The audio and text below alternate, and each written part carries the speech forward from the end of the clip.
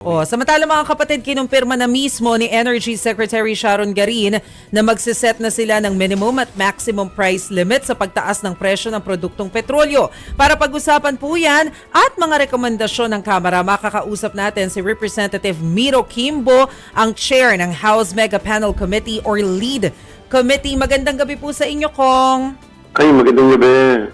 Jovi, Maricel, Chiki, good evening po. Hi, Kong Miro. Welcome back. Yes. Ay, salamat po. Opo. Sir, una sa lahat, hingan lang po muna namin yung inyong reaksyon dito po sa balita na magsiset na pala ng limit, no?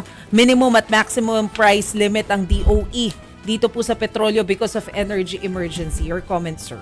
Well, it's about time, no? Kasi ito yung matagal na nating hinihingi talaga. We recognize, no, parati ko sinasabi, people keep asking, is that are we better off in a regulated or in a deregulated oil industry? And I will always be insistent in saying that we are better off today than when we were highly regulated. So, step backward yan kapag babalik tayo doon. Pero for a highly deregulated industry like what's happening today, kailangan may nare-retain pa rin tayong mga powers on the part of government. Particularly pagdating sa oil price shocks na nangyayari. So, ang presumption kasi parati ng isang deregulated environment is, ibig sabihin deregulated, hindi nakikialam ang gobyerno, laissez-faire talaga. Ang presumption dyan, basic, is that for it to work, there has to be an existing real competition.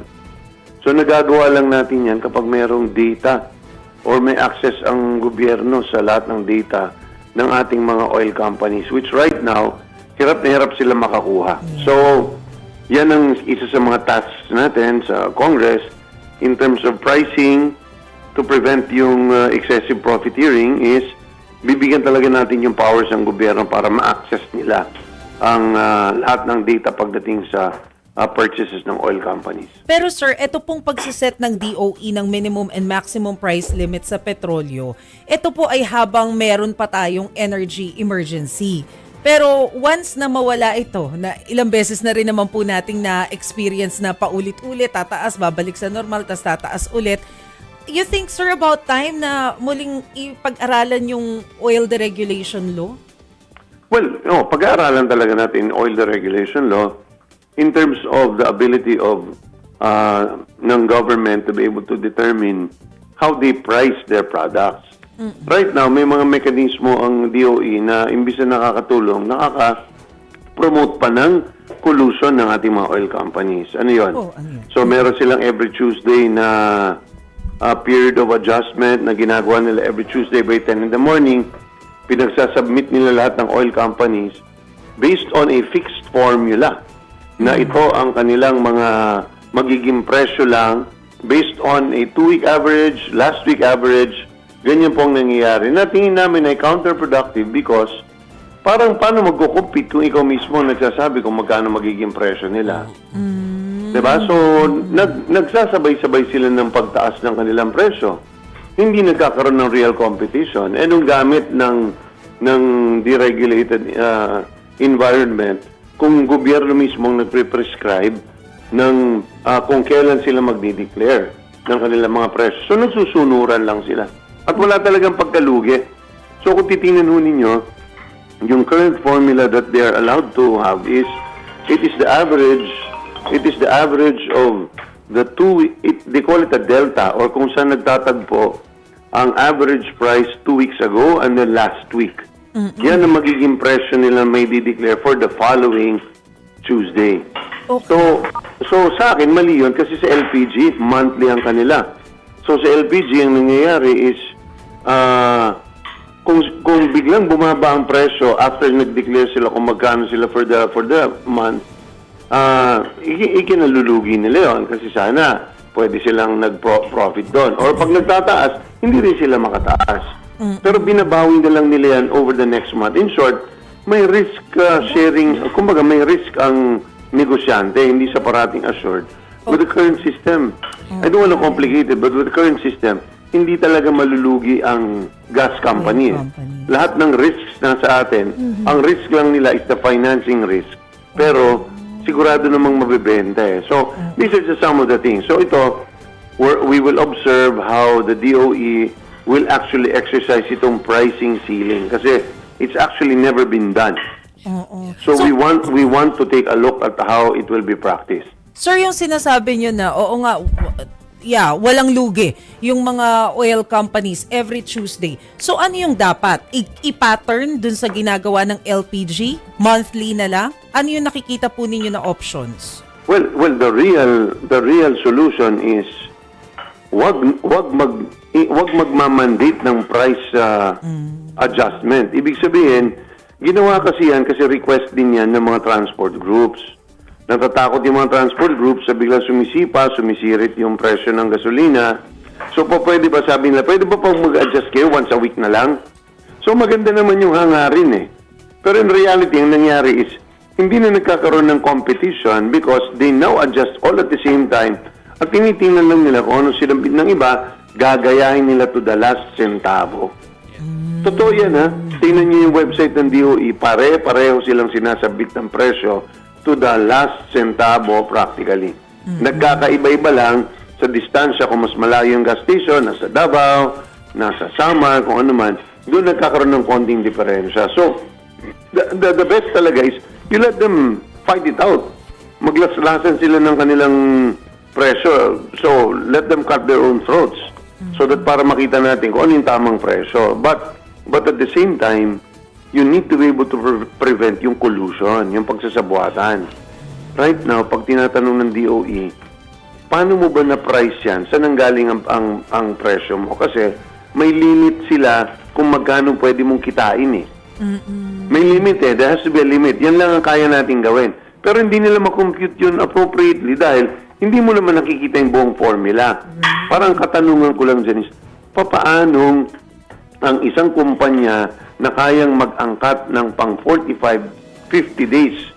Barko-barko, napakalalaki. Bakit ang presyo niya pareho lang sa isang maliit na gas company ang kayang iangkat ay pang 5 araw lang. So, there's something wrong. There's really something wrong. So, kinakailangan po natin yan ma-investigate at matingnan. At gusto natin ipasok yan dito sa Kalinga Bill ni Speaker at ni Majority Leader Sandro na to provide really an environment of competition. Paano po, good evening po, si Chicky Verhel po ito, na-mention nyo na po yung Kalinga Bill o Kalinga Act, no? Paano po ito gagana? Sino po exactly ang makikinabang para po mas madali po namin maintindihan? So yung Kalinga Bill is a byproduct of the 13 committees na binuo ni Speaker Bogie D.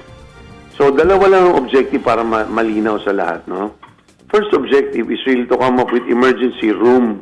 Kumbaga sa ospital is coming up with emergency room remedies. Paano natin matutulungan yung mga sektor na apektado ng pagtaas ng presyo ng langis? Hindi ito COVID. Lilinawin ko, this is not like COVID where everybody, whether ikaw ay simbahan, whether ikaw ay ospital, whether ikaw ay pagawaan, lahat talaga nagsara. Dito, ang nagsasara lang o napipinsala dito are the industries directly related or may relasyon sa langis. So ano yan? Transportation, manufacturing, power generation, farmers. So ang ating mga transportation, pati mga delivery services. So ito yung mga apektado. So the task is what? It's like a cancer, no? Parang may cancer yung baga. Hindi naman buong katawan. Pero kung may cancer ang baga, apektado ang puso, apektado ang bato, apektado ang iba't ibang organs.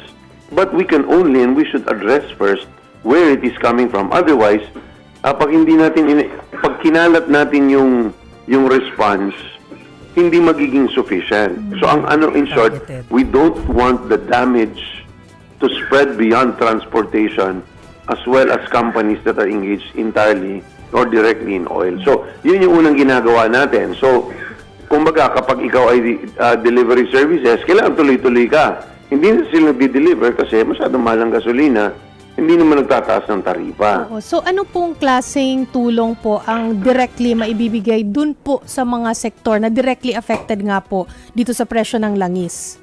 So, there are two responses. First is, of course, a direct subsidy program. Itong ginagawa ngayon ng DSWD, ng LTFRB, pagdating sa mga jeeps, pagdating sa mga DSWD din, pagdating sa mga tricycles.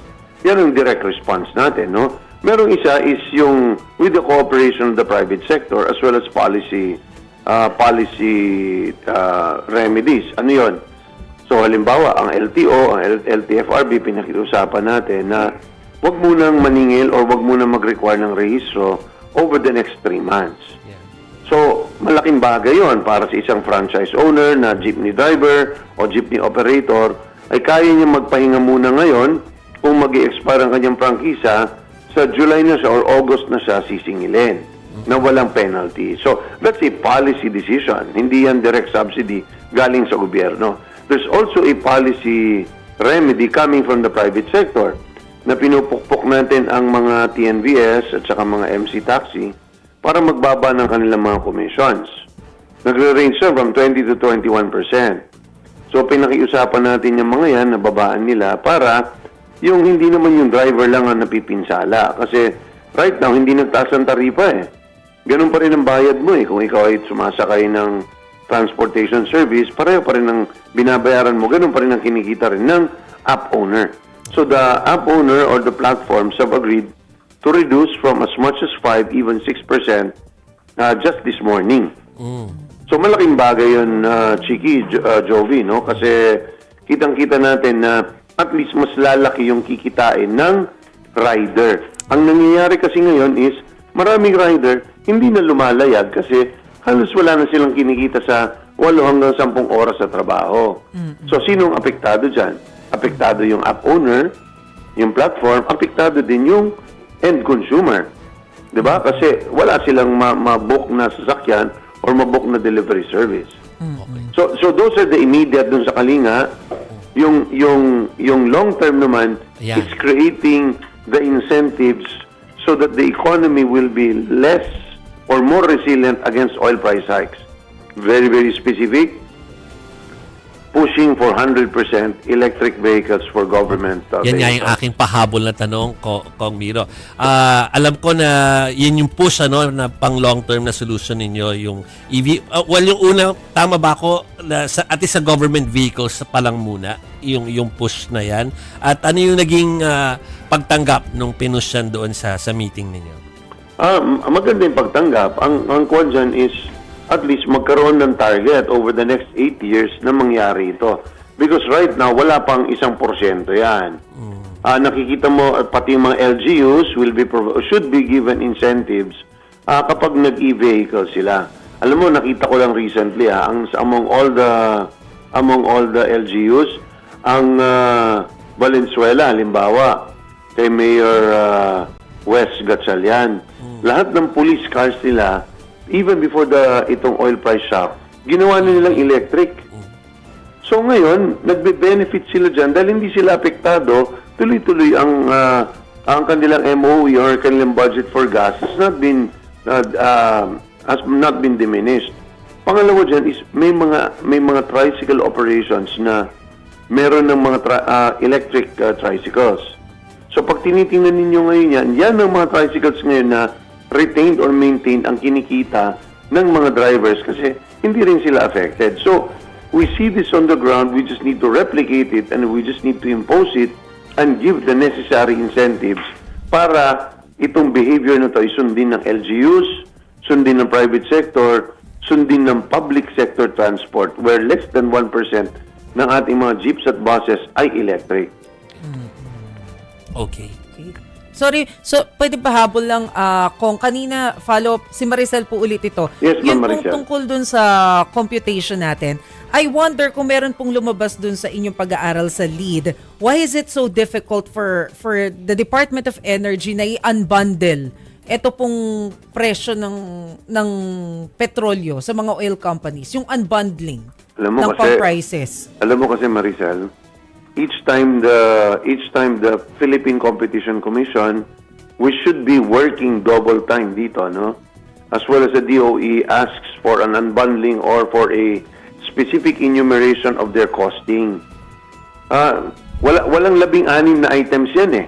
yung cost ng fuel, yung insurance, yung freight, yung transportation, yung kanilang premium or kanilang profit, nire-refuse nila yung reveal because ang sinasabi nila, this is proprietary, this is a business secret, na kapag sinabi namin, malalaman ng mga kalaban namin, ay hindi na kami, malalaman nila ano yung aming advantage. Ang sagot ko parati dyan are two things. First, government should have the ability to assure the private sector that these matters are confidential and will be confidential. Number one. Number two, oil is a public good imbued with deep public interest. Hindi ito bihon, hindi ito donut, hindi ito kung ano. Langis ito. It affects every strand or every fabric of society. So, kung ikaw ay magninegosyo dyan, tanggapin mo na there will be public disclosures that are necessary. Hindi ito bakery Hindi ito gumagawa ka ng tinapay. Langis ito. So, importanteng malaman ng ating regulators how and you price yourself so that the regulators will know, are you excessively profiteering? Yun lang naman, Maricel, Jovi, ang gusto nating ma-determine Pwede kang kumita, but you cannot excessively make money. Tama. Okay. Sige po. Sir, marami pa sana kaming gustong itanong pero medyo kapos na po tayo sa oras. But thank you po for joining us this evening, sir. Thank you Maraming po. salamat, Joey, Maricel, Thank Chiki, you. sa inyong mga taga-subaybay. Yan Magandang po gabi mga po. kapatid, si Marikina Representative Miro Kimbo.